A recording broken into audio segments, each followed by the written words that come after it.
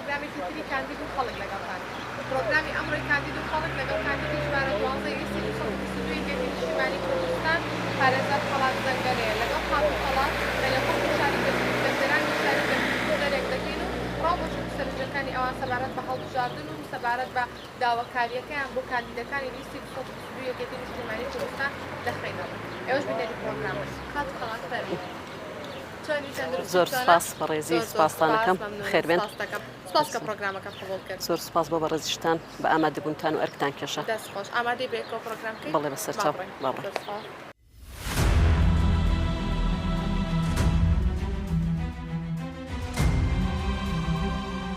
خەڵات خان زۆر سپاس کە پرۆگرامەکەت قبوڵ کرد سپاس بۆ بەڕێستان ئەرکتان کێشە خێربێن سپاس دەکەم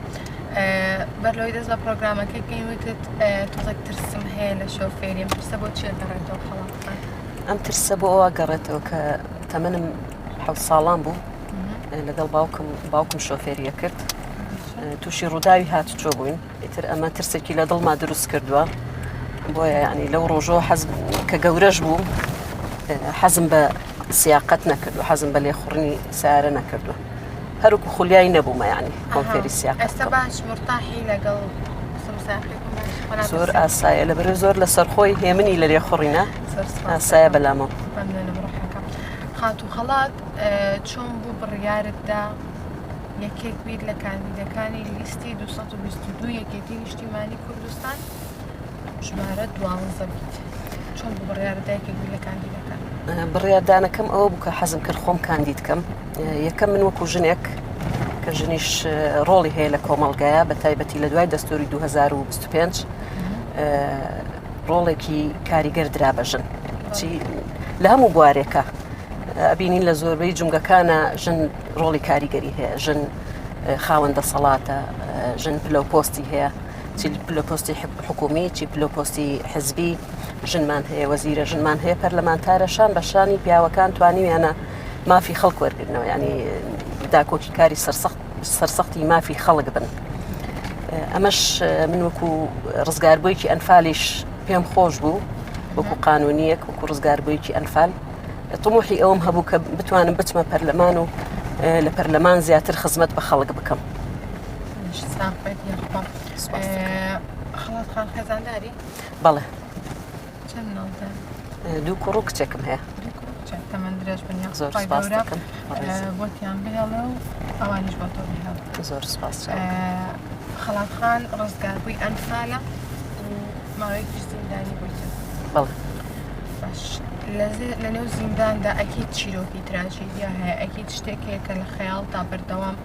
بێتەوە خەیاڵ و زیندانت بێت بهێنێتەوە شتێکی لەو بابەتە هەیە خەڵات خان بەردەوام لە هەزر و بیریان مابێتەوە بەتەکید ڕۆژانە چیرۆکی تراژیدیا ڕووی ئەدا ینی چیرۆکەکان ئەوە نەبێ بڵێم بە باسکردن تەواو نابێ لەبەرەوەی ئەنفال خۆتان نەزان چی کارە ساتێ بوو ئەنجا ئەو 6 مانگی کە لە نێو گرتوخانەکانی دبس و تۆبزاوە بین ڕۆژانە چیرۆکی تراژیدیا ڕووی ئەدا ڕۆژانە ژن ئەمرد مناڵ ئەمرد بەڕاستی بەڵام ئەوەی کە زۆرترین کاریگەری هەبوو بێ لەسەر ناخی و ناخ و هزری من ئەوەیە کە ڕۆژێک لە قاعەکەمان ژنێک هەبوو ناوی نەجمە بوو خەڵکی دەیگۆ لەمە بوو ناوچەی جەباری ئەم ژنە بەخشراو بوو نەیەتوانی ئاگای لە مناڵەکانی بێ ئێمە زۆر جار نانمان پیان ئەدا زۆر جانی خواردن و شتمان پیان ئەدا خزمەتی مناڵەکانیمان ئەکرد بەڵام مناڵێکی هەر لە سەرەتاوە نەخۆش بوو دیار بوو کاریگەری ئەو چەند ڕۆژەی کە لە مانگی 3 و 4 خۆتەزانی بەهارە دنیا ساردە باران بارین ئەو بوو خەڵکیش زۆر لەو دەشتەمایەوە لە ترسی بردومان و تۆپ و قەسفکردنە ئەو مناڵە زۆر نەخۆش بوو ئیتر ئەو مناڵە وەکو ئەوەی چاوەڕێی شتێکی بێ گیانی نەئەسپارت وتیان بچن سەیری ناو شتەکان بگەڕێن جلوبەرگیان لەوانەیە چاوەڕوانی ناسنامەیەکی باوکی بێ وێنەیەکی باوکی بیدۆزنەوە جا بە فعلی چوون گەڕان لە ناو جلوبەرگەکانە ناسنامەیەکی باوکیمان دۆزیەوە کە وێنەی باوکی پێوە بوو هێنایان خستیانە سەر دڵی مناڵەکە و مناڵەکە گیانی سپارت کە ئەمە ناخۆشترین شتەکە هەرگیز لە یادم ناچێت تا ئەو ڕۆژەی ئەمرم دەست خۆش بە لێرە کۆتایی بم بەشی پرۆگرام نهێنین لە یەکێک لە بازارەکانی شاری کەرکووک و لە نێو خەڵکی شاری کەرکووک گفتوگۆکەمان تەواو زۆر باش خزمەتتانم سەرچاو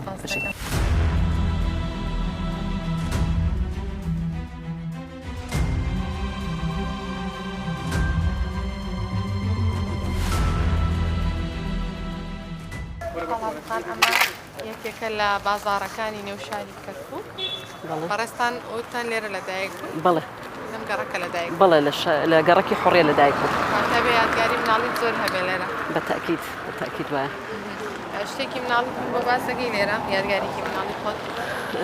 یادگاری وڵات تەنها مۆزوعی قوتابخانە ئەو بوو بەڵام من کە لە هەشتا دەستگیر کراین و ئەنفال کراین ئێمە لە دەیەکی خۆمان لەبەرەوەی پێشتر کە لە شاری کەرکووک بوون کە سوکارمان پێشمەرگە بوو زۆر محارەبە ئەکران بۆیە چوین بۆ دەیەکی خۆمان لێەوە ئەنفال کراین دوای ئەنفال کە هاتمەوە لێرە هاوسەرگیریم کرد لێرە هاوسەرگیریم کرد و لێرە خەڵکی ئێرە بەڵێ لێرە شەوەکاری ڕێخستنمان دەست پێ کرد لە ڕێخستنە نهێنەکان هەردووکمان کارمانە کرد دواتر کە ئەو زیندان کرا گیرا کە لە زیندانیش ئازاد کرا زۆر محارەبە ئەکراین ترسی ئەومان هەبوو ئاوارە بووین بەرەو هەرێم سلام علیکم سڵاوتان لێبێ باشن زۆر سپاس دەکەم باشی ئەحواڵت زۆر سپاسانەکەی باش الحەمدولillah سڵاو مامەگیان باشی ئەحواڵت چۆنە بژی سپاستانەکەم باشی باشی من ناوم خەڵات ئەحمەدە ناسم چۆن ئەم ناسی هیچۆنێک هەمە هاوسێ بوون هاوسێ بووین کە دوایی باوکت گشتە ناسم دوای کە سوکارەت ئەنفالە ناسم تصورم کرد شکڵمت بیر چوو بێتەوە چەند لا لا زين فرق هي طبعا مناڵی و جیاوازی لا الحمد لله ئێستا باشی ڕاستە ڕاستمەکە دەرچۆ تەلەڤیزیۆن زانیم ڕاستن بێەوە کە ناوەکە دەرچێ ڕاستەکەی ناسیمتەوە من ژمارەکەم 12 کان دیدم لەسەر لیستی ژمارە 222 یەکێتی نیشتیمانی کوردستان والله ئێمە هێوادارین کە لە بەڕەوان بتوانین قسە بکەی کە بتوانین دفاع لە کەرکووک بکەی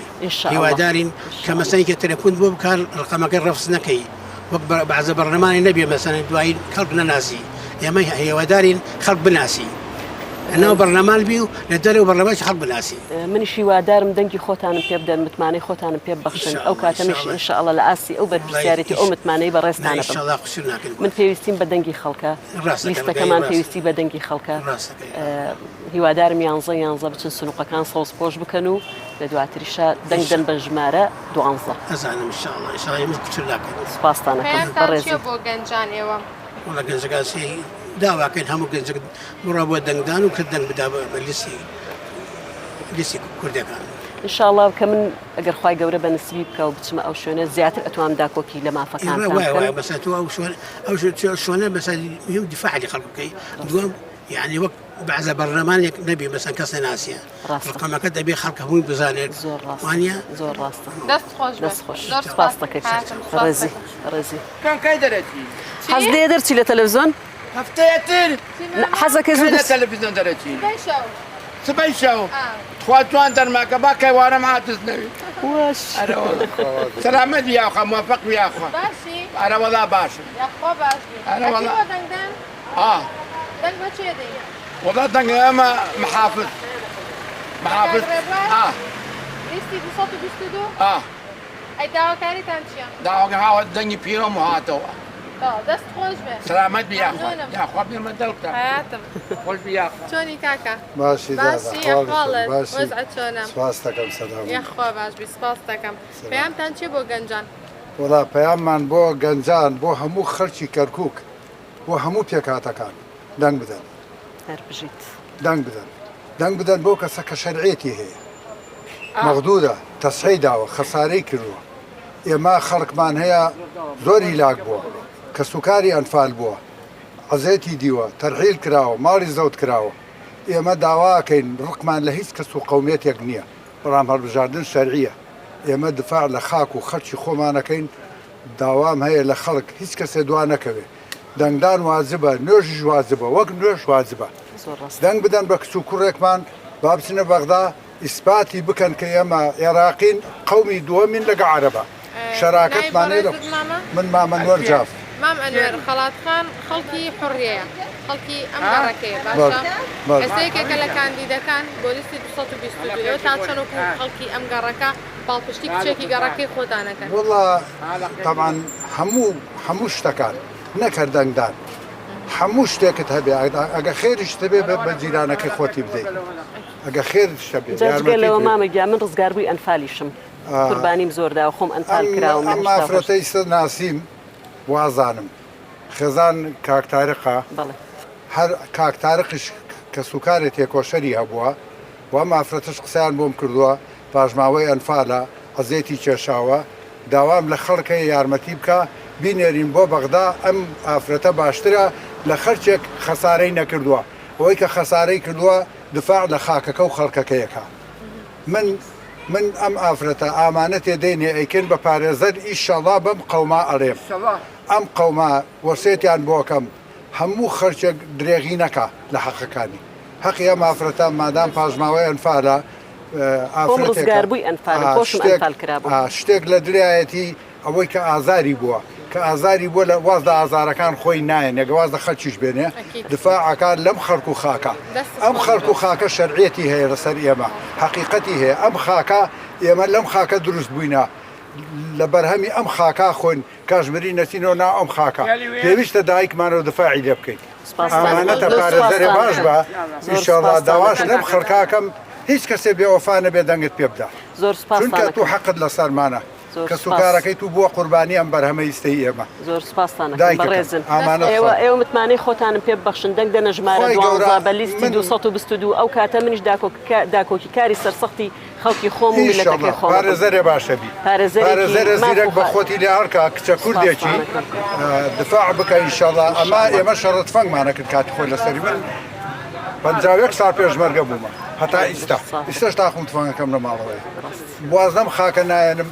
وەسێت بۆ ئێوە شەکەم وازدەم خاکە مێنن دفاعی لەکەن بە دەنگ بە قەڵام بە شەڕ بە هەموو شتێک بەس ئیشەڵا شەڕ نابێت خەڵاتخان بەڕێستان پارێزەرن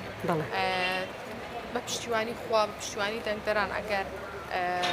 دەنگی باشتان بەدەستێنا چوونە پەرلەمانەوە تا چەند پارێزەرێک داکۆکی لە مافەکانی ژنان لە نێو پەرلەماندا من وەک باسم کرد پەرلەمان جێگەی تەشریعی قەوانینە ئێمە ئەتوانین لە ڕێگەی یاسای باشەوە لە ڕێگەی دەرکردنی پرۆژە یاسای گرنگەوە داکۆکی لە مافی سەرجەم چین و توێژەکان بکەین لە ناوشیانە ژنان بەشێکن لەم کۆمەڵگەیە ژنان شان بەشانی پیاوان خەباتیان کردووە من خۆم وەکو خۆم ناڵم لە دوای ئەنفال کە لەگەڵ هاوسەرەکەم لە ڕێخستنی میهێنی کارم کردووە لە سەردەمانێک ئێمە کاری میهێنیمان کردووە لەم شارە کە خەڵک هەرنەی ئەوێرە هەندێک کەس نەیەوێرا بڵێ من کوردم ئێمە بەنهێنی کارمان کرد ئەو ڕۆژەش کە هاوسەرەکەم دەزگیر کرا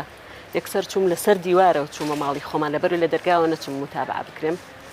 چەک و دەمانچەی کاتم و کۆمەڵی راپۆرت لە پشتی سەلاجەکە لای ماتۆڕی سەلاجە لەکوێ بوو ئەلێوێ دانرابوو بە تەنها چوم ڕام کێشا و کەسم لەگەڵ خۆم نەبردووە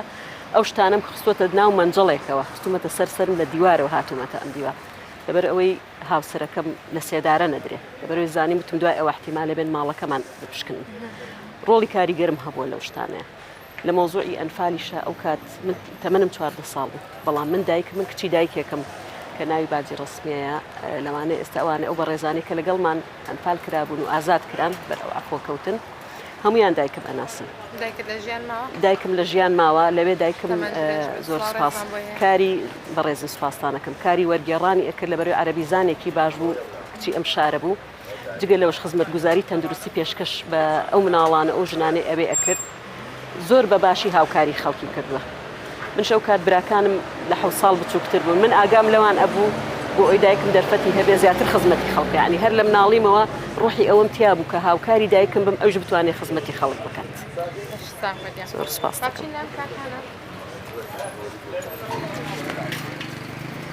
سلام علیکم سڵاوتان لێبێ باشی کاکە ئەحواڵت خوا بازاڕت داد ئینشاءالله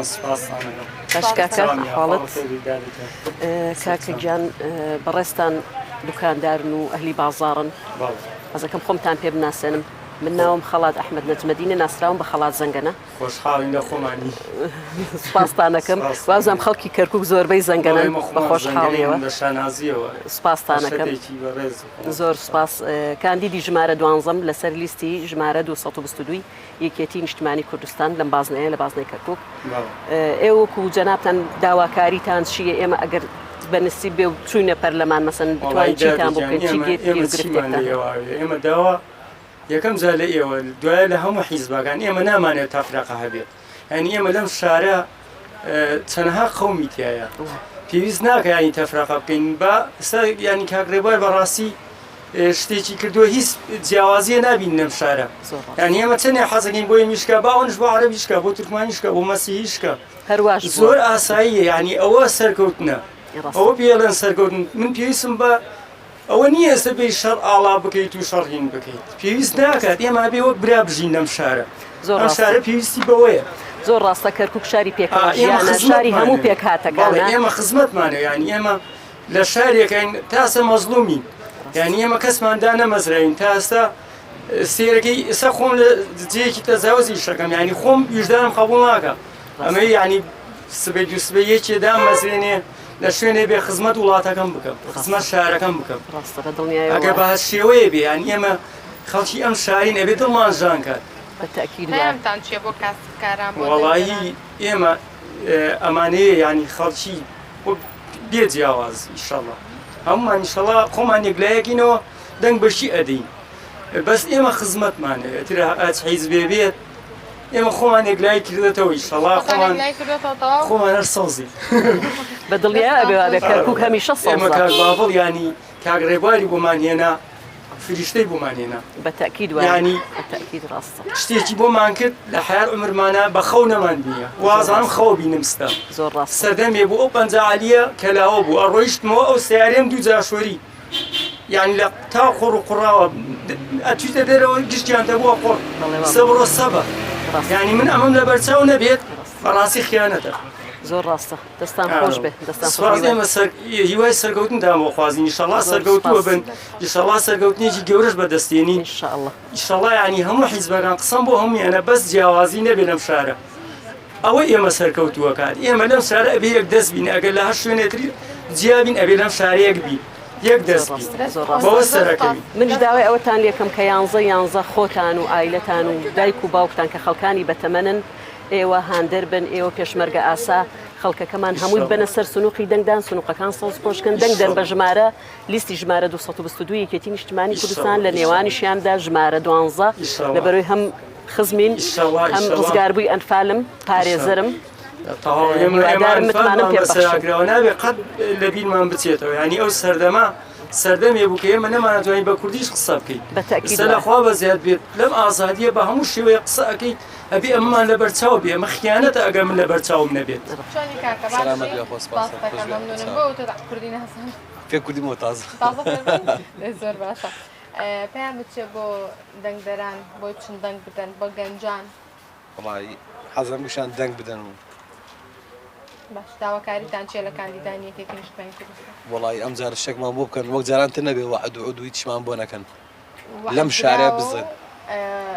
بۆ هەڵبژارنی ئەنجومەنی پارێزگا وعدرا وعدەکان ئەبینین ئێستا وایە بەڵێ باش وەڵام محافظ جام جاریشی کرد وڵی ئێستا کاندیدی ژمارە 12 خاتو خەڵات کە ڕزگاربووی ئەنفالە چی ئەم گەڕەکەیە هاتۆتە ئێرە گوێ لە داواکاریەکانتان بێت باشە داواکاری چیەکەن چیتان پێویستە ئێوە وڵی لەم شارە بوو ئەم ملەتە ئیشکان بۆ کورد و عارەب و تورکمان تەفریقە نەکەن ئیشکەم بوو هەموو کەسێ لەم شارە خەڵک شەڕۆی گەرەکە چی گەرەکەیانە هیچ شتێکمان گەرەنگی لەمانێمە بازم شاری ئیشکەن و هەر ئەوێ و جادۆبانە و ئیتر ئاو و کارەبا و مۆڵی هەرۆ شتانێ بخۆم کەسی هەنیشتە زیادی گەرەک نییە لەم شارەیە هەرێ بۆ شارەکە ئیشکەنیان هەموو کەسی ئامادەیە ئێمە هەر زوو هەمانە زۆر باشە دەستان خۆش بێت زۆر سپاس بژیت سپاس شۆفێری تەکسی بەڵێ خی گەورە بازارت سلامت بیاڕێ بە خێرات نیمە مەستا خەڵات شەکەم بەرە خۆی بەسکی ئەنفال ئازانێ لە مازن ئینشەڵڵا هەر دەنگمان بۆ جەنابی چۆن ناسیمتەوە بەڵێ چۆن نانەزان خێزان مامۆستا تاریخە کات خۆی خای پام چەند چەماڵ وایە خۆشی بەسکی ئەنفال ئازانێ لە ئێمە زیاتری بینیەوە زانێ ئینشەڵڵا میێدارم سەرکەوتی ئینشەڵڵا پێش بەخۆ زۆر سپاستان دەکەم وەڵی داواکاریمان ئەو کاگڕێبار ماشەڵڵا قسووری نەکردەوە ئینشەڵڵا ئەندامێکن وەک کاگڕێبارە بن و هەر پشتیوانی ئەو شتە بێت چیتان پێویستە بۆتان بکرێت خەڵکی حڕیەکە بەڵێ باشە چیتان پێویستە بۆتان بکرێت وەکو چی هەن وەڵی باشە لەخوا بەزیاد هەموو شتێک باشە لەخوا بەزیاد نییە نە کاگڕێبار گلەکانی هەمووی سەد کردەوە ئینشەڵڵا مانە شەر هاوری کاگڕێبار ڕوە کاگڕێبار ئینشەڵڵا هیواداری سەرکەوتوو بووین چاو لە کاگڕێبارکەن سەرەمویەتی سەلامەت ئینشەڵڵا سەرکەوتووی مامۆستا سەلامەت ئەڵەمەوەی دەنگ نەدادن خەڵات دۆڕاوە ئەوەی دەنگ نەداتە خەڵات دۆڕەوە تایبەت یەکێتی نیشتیمانی کوردستانە هەر کاندیدێک بێ چکەمە یەک لە کاندیدە باشەکان و داقانەی ئەنفالە ژمارە 12 لیستی 222 بەیوای سەرکەوتن خەڵکی پەنجعلیم زۆر باشە پەیامت چێ بۆ گەنجان بۆ کاسبکاران هەڵبژاردن نزیکە هیوادارم بڕۆن هەمووتان دەنگ بدەن بۆ ئەوەی کورتبوونی خۆمان بسەرمێنین ئینشاڵڵا لەم شارەیە هیوادارم حزبەکان هەم یەک حزبێک ناڵێم هەموو حزبەکان یارمەتیمان بدەن یارمەتی گەنجان بدەن ئیشمان نییە کارمان نییە کاتی دەنگدان تاوەڕگرتەوە بەڵێ خۆتان ئامادەن دەنگ بدەن وایە ئینشاڵڵا ئینشاءالله لەشتان ساغ بێداوە کاری چی ترتان هەیە بێجگەلەوەی کە بۆ نمونە تاعینات و دامەزراندن بۆ گەنجان وەکو گوزەرەکەتان وەکو بازاڕەکەتان چیتان بۆ بکرێن وەڵی هیوادارین هەمووی گەنجی کاسبکارە و تاعینات لە 3 ساڵ تەوامان کردووە تاعین نەبووینە هیوادارین شتێکمان بۆ بکەن تاعینمان بکەن و ئێمەش هیوادارین لە ڕۆژی 11 دەنگدەن بە لیستی ژمارە 222 لە نێوانیشیانە ژمارە 12 کە خۆمم من پارێزەرم و ڕزگار بووی ئەنفالم خەڵکی ئەم شارم لەدایک بووی ئەم گەڕەکەشم لە گەنجان بێگومان تێدەگەم ئەزانم معاناتان چیە ئەزانم کە گەنجێک بێکار بێت چەند معاناتی هەیە لە بەرەوەی خۆشم دوو خەریجم هەیە لە ماڵەوە کوڕێک و کچێکم تا ئێستا دانەمەزراون لە 2010ەوە تەخەڕوجیان کردووە بۆیە هەست بە ئازارەکانتانەکەم ئەزانم بێتاقەتە بن بەوەی کە دانەمەزرێن ئینشاءڵڵا ئێوە متمانەی خۆتانمان پێ ببەخشن من وعدی ئەوە نادەم بڵێم داتان ئەمەزرێنم من جیاواز لە هیچ کاندیدێکی لەسەر بکەن مەمنون نەبینی ئێمە مەبەستم یعنی جیاواز لە هیچ کاندیدێک کە لەگەڵ ڕێزم بۆ هەموو لایەک من هیچ وعدێکم نەداوە کە لە توانام نەبێ وعدێکە دەم لە توانام هەبێ وتومە متمانم پێ بکەن من لەوێ داکۆکی کاری سەرسەختی مافەکانتانە بن خەڵات خان زۆر سپاس کە پرۆگرامەکەت زۆر سپاس بە بەڕێستان ئەرکتان کێشە خۆشحاڵ بووم پەیامی خۆت بۆ دەنگدەرانت لە ڕێگەی ئەم کامێرەیە بگەێنم دەنگدەرانی خۆشەویست خەڵکی شارین بەشمێنەتی خۆشەویست گەنجان لاوان خەڵکی بەتەمەن دام و دەستگا حکوومیەکان خەڵکانی دەنگدەری تایبەت هیوادارم بە دڵێکی پێشمەرگە ئاسا بە ڕوحێکی یەکێتیانە ڕوحێکی مام جەلال ئاسا کە بەڕێزیان هەردەم داکۆکی ئەکرد ئەیوت گەنجان بچنە سەر سنووقەکانی دەنگدان پڕکەن هیوادارم ڕۆژی 11 بچنە سەر سنووقی دەنگدان دەنگدەن بە لیستی ژمارە 222 یەکێتی نیشتیمانی کوردستان دەنگدەن بە ژمارە 12 کە ژمارەکەی منە هیوادارم سەربەرز و سەرکەوتوو بن هەر شاد بن زۆر سپاسانەکەم پرۆگرامی ئەمڕۆی کاندید و خەڵکیشم پێشکەشکردن لەگەڵ کاندیدی ژمارە 12 لیستی 222 یەکێتی نیشتیمانی کوردستان تا پرۆگرامێکی تر تا کاندیدێکی تر هەر شاد بن